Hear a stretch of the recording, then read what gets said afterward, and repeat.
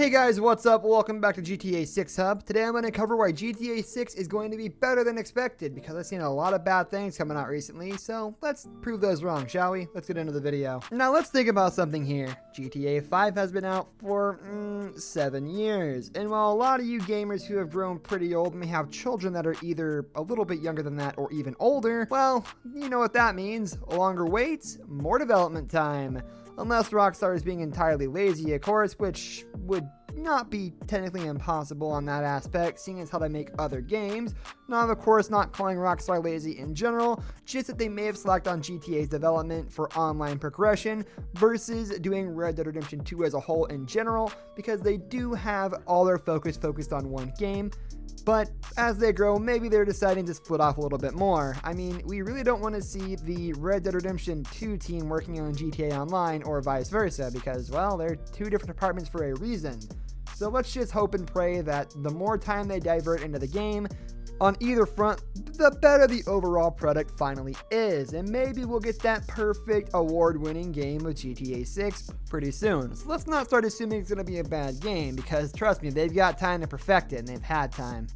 Another thing that we've also got to take into effect is that, well, you learn from your mistakes. And while I'm not saying GTA was a big mistake, there were definitely things that could have been improved on. Whether that have been the pretty much linear melee combat, or maybe even the commando lunges that involve melee combat. And looking at other aspects of the game, well, the story had more plot holes than holes the movie. And that movie is literally about plot holes. Yeah, I spent a lot of time making that joke, actually. Thank you.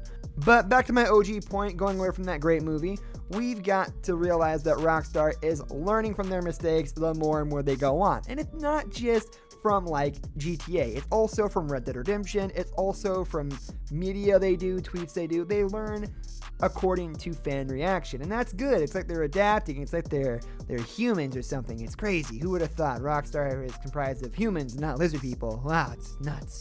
But again, that's a good thing that they're not, like, you know, staying in the past and forgetting everything they've ever learned. They're learning, which is going to make their games all the more better. And of course, we know what's big next on the chopping block, because if we get an announcement for, like, Bully 2, people are going to be pretty mad, but they're not going to be like, yeah, well, screw this game. But we really want to see GTA 6. You know that. Everybody knows that. We want to see GTA 6. So they're going to learn from their mistakes and make GTA 6 the best game. And if they don't make GTA 6 the next best game, well, then we'll get whatever's next, whether it be Bully 2, LA Noire 2, Red Dead Redemption 3 for some god unknown reason. But whatever we get, Rockstar will overall improve their gameplay formula in general. So the longer it takes, like I said, the better. Now, I think GTA 6 is going to be amazing because, as a lot of you know, Dan Houser has recently left Rockstar, and Dan Houser is a literal legend god among men when it comes to GTA. And this man is not going to go out without a big bang. Like, this guy has to have something huge planned, right? I have no doubt about it that Dan Houser is going to leave Rockstar with one of the best written storylines and best game designs to ever happen in general for games ever. I mean, you really think this man would just leave with like a subpar storyline of, oh, haha, drug lord, very cool, Vice City all over again? No, there's absolutely no way that Dan Houser doesn't make this the absolute best product he's ever made. And of course, we all know how good the story of GTA 4 was, so he's gonna have to top that at minimum. So that's going to be a mountain on its own to climb. And speaking of mountains, maybe we'll get a little bit of introspective on a Mount Chiliad's mystery. Who knows? There's a lot to go off of. But I could definitely see Dan tying that mystery Mount Chiliad into GTA 6. So maybe a long-winded story. Maybe one that dates all the way back to GTA 1. Who knows? And the final thing that I'm going to lead off with is, well, it's kind of the same thing as the second point, but the online won't be god-awful at launch this time. And good, absolute God. Anybody who was playing GTA on launch day, or even within the first, like, month, honestly, knows exactly the pain I'm talking about.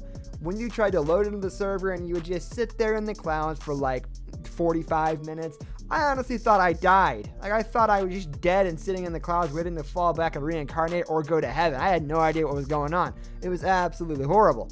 But this time around, I should not be in transit to heaven. I should definitely not be stuck in purgatory, and I should be getting to play GTA 6's online pretty immediately.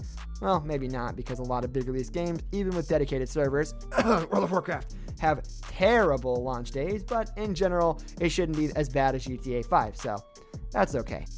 That's going to do it for today's video, guys. Thank you for watching. If you enjoyed the video, leave a like on the video, and don't forget to subscribe to our channel. I'll catch you next time. Goodbye.